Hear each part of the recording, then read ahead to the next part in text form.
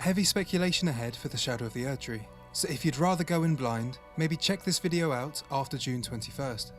I'm going over lots of small details, so this one may ruin a few surprises. But since the gameplay trailer dropped, I've been obsessed with this one shot in particular. It shows the amazing scale of the DLC, and there's a ton of easy to miss details. Working out the environment is what I've been most excited by, so I've been using this shot to try and model everything we know so far and how it all fits together. With this model as a base, I went frame by frame through the gameplay trailer and through all the promotional posters to piece together everything that was missing. And last chance spoiler warning, I then spent another month turning this into a full map of the Shadowlands. Straight off the bat, it's in no way perfect. I couldn't triangulate many angles, so things like the faded castle in the west somehow ended up way bigger than the main castle in the middle. So perspectives and scales are a tad off, but hey, I did all I could to make it reasonable. While writing this script, the story trailer just came out as well, so I'll be trying to cover this footage too. Luckily for me, it was all CGI and didn't really change the map much, and I won't be doing much crazy lore speculation here. In the gameplay trailer itself, there are 52 shots of the Shadowlands, made up of 31 different sequences. 22 are in the overworld, with the Shadow Tree in the background of 10 of them. These were great for keying in the different areas, and we have another 9 interior sequences we won't be able to place. Miyazaki has said the Shadowlands will be a similar size to Limgrave, although to me it looks a lot bigger. To fit all these different areas in, the map will be fairly packed together, and my gut feeling is that all these areas will be wrapped around each other, with a certain verticality to some environments. So now, I'll go through all the shots we've seen so far, placing what we can on the map, and explaining how each shot informed its design. Starting with the establishing shot, we get an amazing view of 3 distinct levels to the Shadowlands. To keep it simple, I've been calling these the lower, middle and higher planes, and I think there's a slope going underneath this bridge that's going to a kind of subplane, or the underground caves or something. There's a few unique details in faraway locations too, like this lonely tower past the hollow cathedral, and a sort of peninsula poking out behind the main castle. There's also a gameplay poster looking up from the lower plane. We can see the passage between these 2 plateaus, and some trees around the large ravine to the west. We've not had any confirmed footage in these areas, so they're what I've called the subplane, and left as these unmapped areas. I've no idea exactly what shape or how large these bits will be, so it feels a bit cheaty to leave them unmapped. So these bits are all open for change, and we'll just have to wait and see what they'll really be like. As an aside, there's also the cliff gravestones to the right, just like we get in the Lands Between. Back in the establishing shot, this thorny plateau can also be seen on the riding shot across the lower plane. The ground rises to a ridge, and there could be a path leading upwards, so somewhere up here is where the establishing shot was taken, as well as Mesmer's throne in the promotional poster. I don't think his throne will actually be there, but it's definitely the same vantage point. The poster's been designed to show off different areas and legacy dungeons, so its geometry isn't exactly literal, but it provides a few interesting angles to things we haven't seen before. We have a clear view of this tall monument tower in the east. We can see this more clearly in the story trailer, alongside the Veiled Village. The horizon behind it looks pretty clear, and the poster also depicts a steep drop-off to the eastern parts of the map. We can see this better if we overexpose the poster, and I think this just indicates the map ends shortly after the Veiled Village and Tower Monument. Now, at first I thought there was a clear gap just past the Veiled Village, like a sort of ravine. It looked all dark and shaded here, with only trees around the cliff edges. The story trailer though shows there isn't a big crevasse here, so screw me I guess, this is definitely wrong now. Just imagine the cliffside goes down this line instead. As they ride through the ghostly headstones, we arrive at the Veiled Village. Just before it, we can see the same stone stele from the base game, where we get the map fragments from, so I think it'll be the same mechanic for the Shadowlands. Over the thorny plateau in the background, we can see the faded castle, which I also tried to model. Again, the geometry is a bit squiffy, and it looks massive compared to the main castle on the map. I do think this big ravine leads down to the subplane, where things like the swamp manor could be. The way the castle's fading into the sky is really cool, and it's the same thing happening in the story trailer underneath the Shadow Tree. The city is vast here, and I thought it was weird the tall basin tower is missing. That said, Quailag mentioned in her reaction video that this city looks more like the faded castle, with the same curved walls and design features. If this is the faded castle, I guess this whole area of the city has now faded away, as we definitely don't see it in the current Shadowlands. Back to the gameplay trailer, there's also the Parthenon platform alongside the faded castle. It's been prominent in a lot of the promotional material, and I'm really excited to learn more about it. It's also in the background of the NPC group shot, which is taken from in front of the faded castle. This whole grassy area didn't look like it would fit on my map, which made me panic for a bit. But then FromSoft released one of the new loading screens, which shows this area is definitely wide enough for a field of grass. For the map, there wasn't much else to go on for the area leading up to the land bridge, so I made the Thorny Plateau fill up this whole area. It also freaked me out that it didn't look like the Thorny Plateau behind the NPCs, so my idea for this area must be all wrong.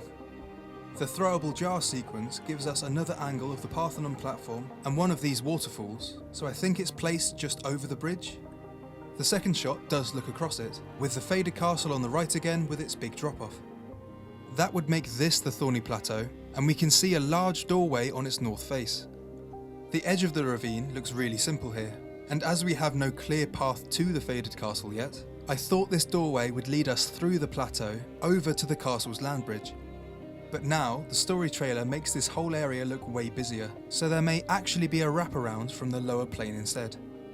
Again, my geometry is a bit squiffy in this bit, because I thought we could see buildings just opposite the bridge.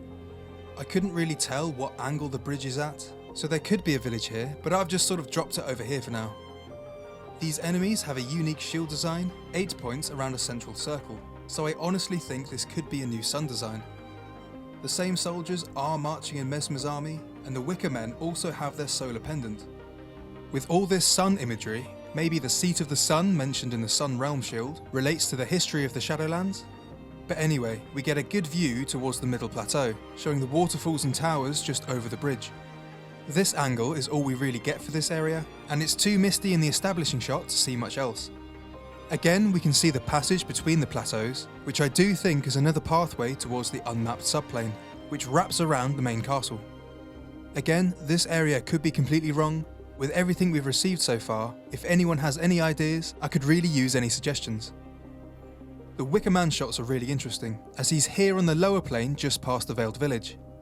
He's next to the twirly columns, and we're below the central castle to the left. This is a bit weird, as they're not in the establishing shot, so I wonder if it was filmed after he was already killed.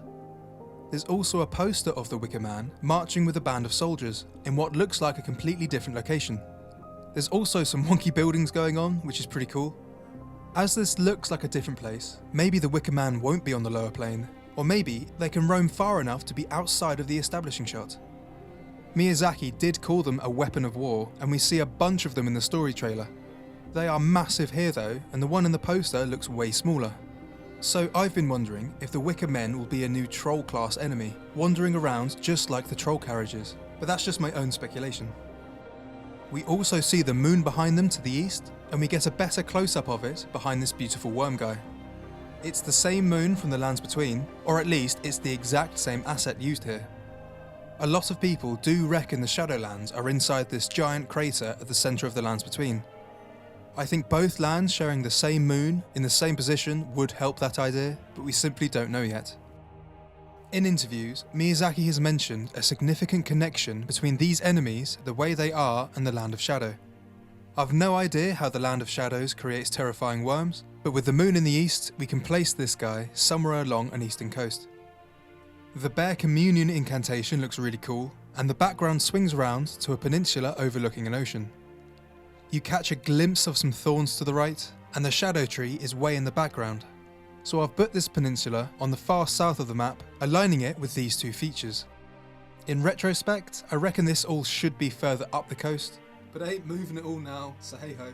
From the lion dance sequence, we only see the boss arena, so we can't tell much about the map here. It looks like a really complex animation rig, so we do know it's going to look amazing to fight. Godwyn was said to wield golden lightning, so I think seeing it here could be significant. Dragons mostly use red lightning, so gold lightning here reminds me of proper Golden Order symbolism. You can really see it's two guys in a giant overcoat in this shot. Their feet also match Morgoth's, and the lions of course are covered with horns, so they are likely omens too. We know from Miyazaki that the Shadowlands are where Marika became a god and where the Erdtree was born. Of course, there was a culture there before the Erdtree, and that lion dance comes from this culture. And I love the Tarnished Archaeologist's video on the Omen, where he suggests they're an omen of the Crucible from the age before Maracas, when horns, scales and wings were considered divine. So as omens are connected to the Crucible, I do think the history of the Shadowlands will be somehow related to the era of the Crucible. We also see Messmer's army fighting against a bunch of lion dancers.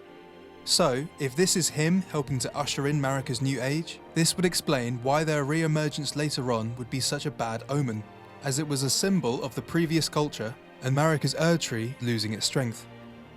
This is all just my current perspective though, so if you agree or disagree with anything, I would love to have a discussion about it in the comments. Back to the map, there are helical curtains around the arena, and it looks like we're almost underneath the Shadow Tree's branches. This could mean we're in the main castle, although I'm still not entirely sure. I do really like the trees here, looking more like bendy willow trees. These do match the ones in the butterfly sequence, along with the same omen line statues. The Shadow Tree looks way further away though, so they're likely different locations. We do have more twirly towers, but I'm still not sure where to place this environment. We got a good angle of the central castle from the opening shot, but the towers don't really match, at least from this side of the castle. As an aside, the structure next door matches the belfries in the lands between, and we see a second waterfall here, but where either of these connect to, I've no idea. The two trees behind the butterfly wizard also have a helix design. I've talked before about the parallels between Miquella's Halig tree and the glowing single helix of the minor Erdtree church, and how there may be something that can be found in the spirit world or the Shadowlands that he's searching for. So another pair of helix trees here is very notable for me, and a plug here if you're interested in exploring that a bit further in my last video. The pink and purple exploding butterflies are really cool too, especially the snap she does to trigger the explosion. They do have a glowing seal in their hand, so it's likely a new incantation.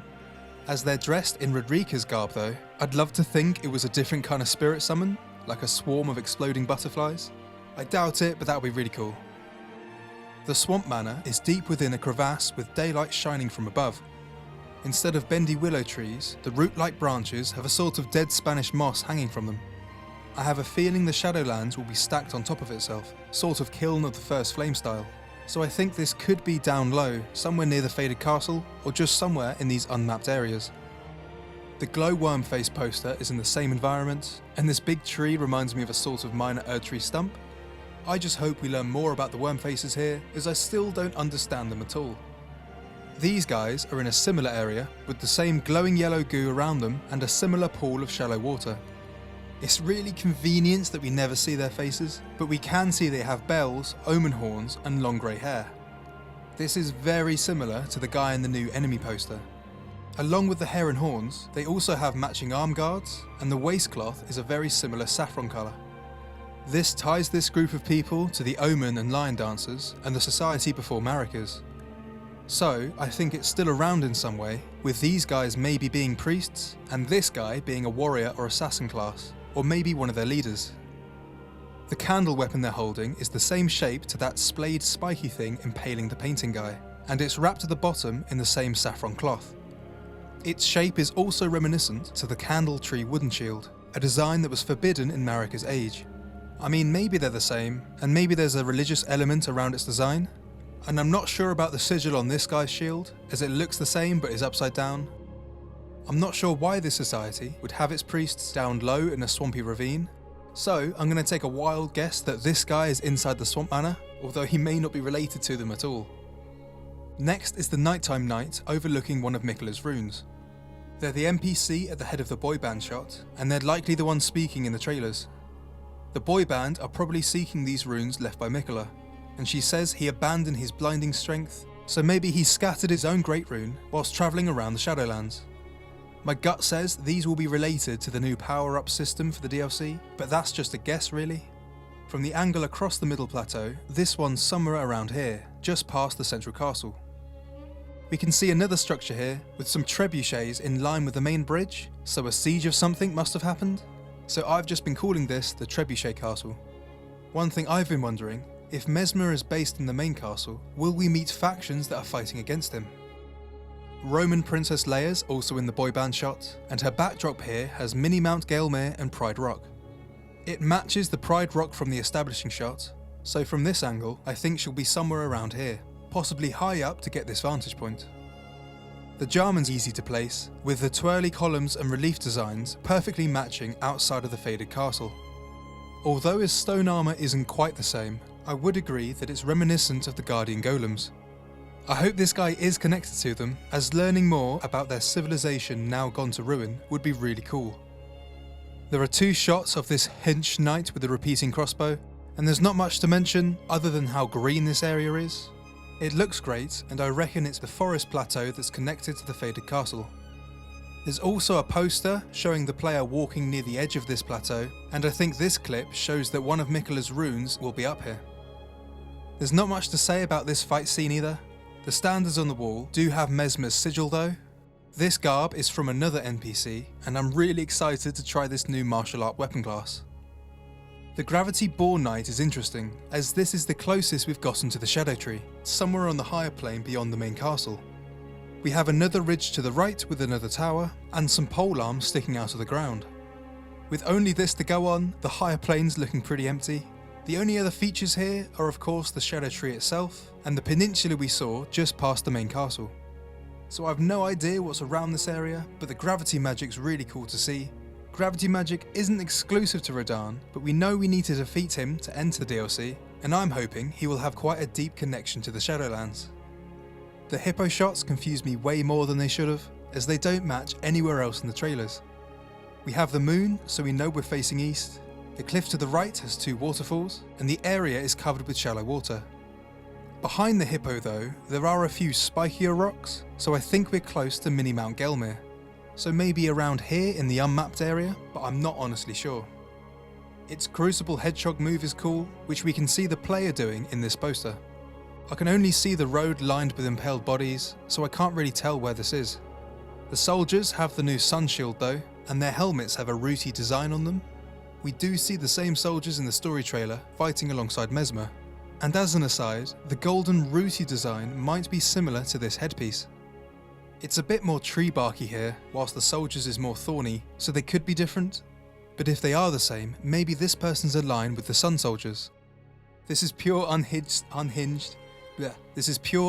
speculation at this point, but everyone's talking about this place maybe being Karian related, and I've honestly spent way too much time looking at these trailers, so I'm probably just seeing things at this point. We have another location covered in black shrouds, which I used to think was from the Veiled Village with the same archway behind it. The twirly towers don't match though, and the angle of the shadow baldachins wouldn't line up with the Shadow Tree from here. There are twirly towers inside the faded castle, so it could be here, although I really can't say for certain. One detail did stand out though, and that's the helical smoke from this tall brazier. At first I thought this was a new site of grace for the DLC, as I do believe the helix is important to Miquella's story, and he could have lit them on his journey through the Shadowlands.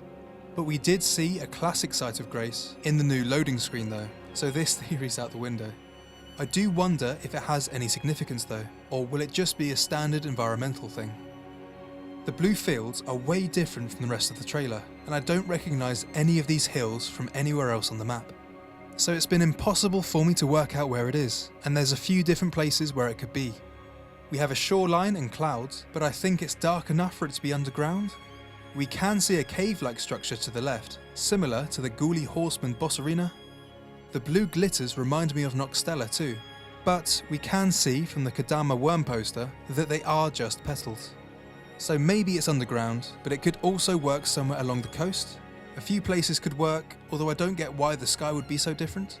As a last wild guess, maybe this is a PvP zone similar to what we got for Dark Souls 3.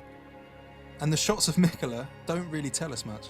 That looks like dirt on the floor, and I'm probably tripping from the story trailer, but behind him, I swear we can see the same flesh gate from the scene with Marika. I don't really know, but they do look like skinned heads in the sun. A recent Chinese interviewer asked Miyazaki why the veil around the Shadow Tree was missing in the very last shot here. He did say there was a lore reason behind it, and the way it's greyed out does remind me of the Phantom Erdtree theory. The sky here also reminds me of Limgrave, or the sky through Marika's Fleshgate. But apart from that, we see Miquella has his glow on, and it's almost like he's shining his light on the Shadow Tree to reveal its true form. But yeah, there's not much to learn from this, and that's the last of the exterior shots and everything used to help design the map. I'll quickly rattle off the interior shots, starting with the painting that we know we can't place anywhere.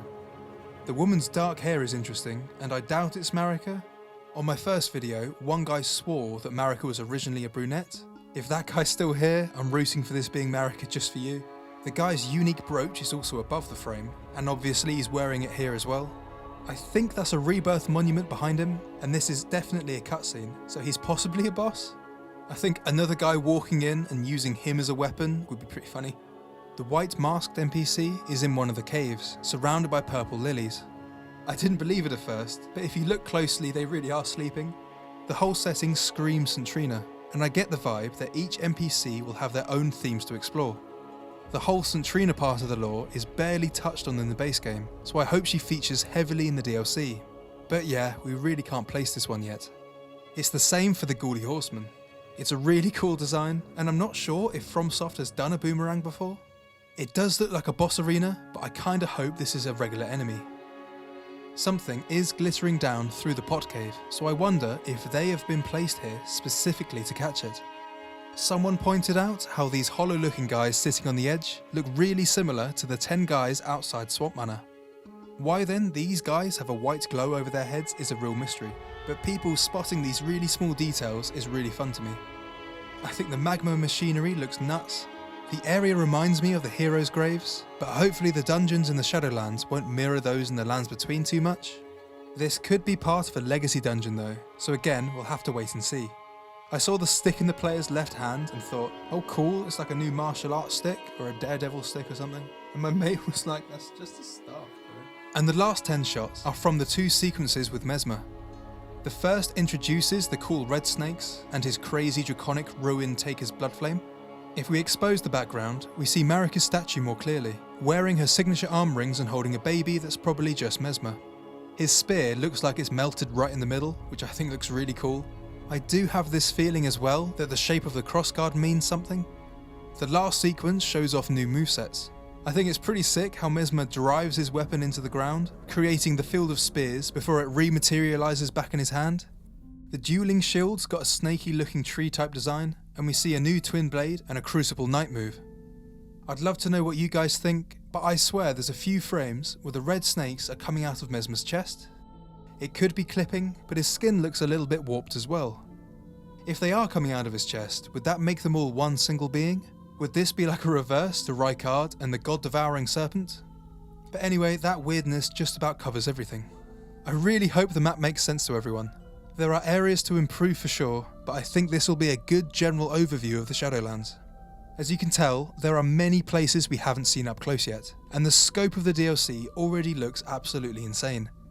For a quick fire bit of speculation, I'll stick with the gamble that the painting guy is inside the Swamp Manor. For where the Shadowlands will be, I think it'll either be underneath the Lands Between, sunk down like the Eternal Cities, or I mentioned in my last video that the Spirit World or the Shadowlands might be hidden amongst the stars. If so, the Shadowlands might be on top of the Lands Between, like that one scene from Inception. From the boy band shot, I think there's 2 people we haven't seen yet. We know this isn't all of the NPCs, and I'm so excited to learn more about the lore through them. I also think that Miquella was speaking to people as Centrina from his cocoon, which would have stopped when Mohg abducted him. During this time is when Miquella could have been speaking to the other NPCs, and now they're following him across the Shadowlands. In my last video, I focused on Marika's Basin Rune, where I said it was a barrier placed around the Lands Between to stop souls moving to the Spirit World. This would have happened when Destined Death was sealed, and in the story trailer, she holds up the gold strands to sort of make a Basin Rune here? Huh? And I didn't want to spoil any major surprises for the map, but I hope you'll agree that FromSoft have barely scratched the surface for all they have planned for us. Modelling and designing the map was pretty labour intensive, so I would ask if you could leave a like and a comment, and consider subscribing if you enjoyed the video. If you enjoy these types of graphics, I'm thinking of using my YouTube membership page to share all the drafts and things like the ones you're seeing now. I'd also be posting the full resolution ones, and it'd be really great to share some ideas with people or maybe have design crits with. I'd love to spend more time on videos, especially once Shadow of the Erdtree is out, and this would really help make that a reality. With that said, thanks to everyone I've bothered over the last few months about this map, and I want to thank you all for watching. But I hope you guys are all well. Hope you're all excited, and I hope to see you all again soon. Cheers. And if anyone has any tips on how to get over perfectionism, I could really need some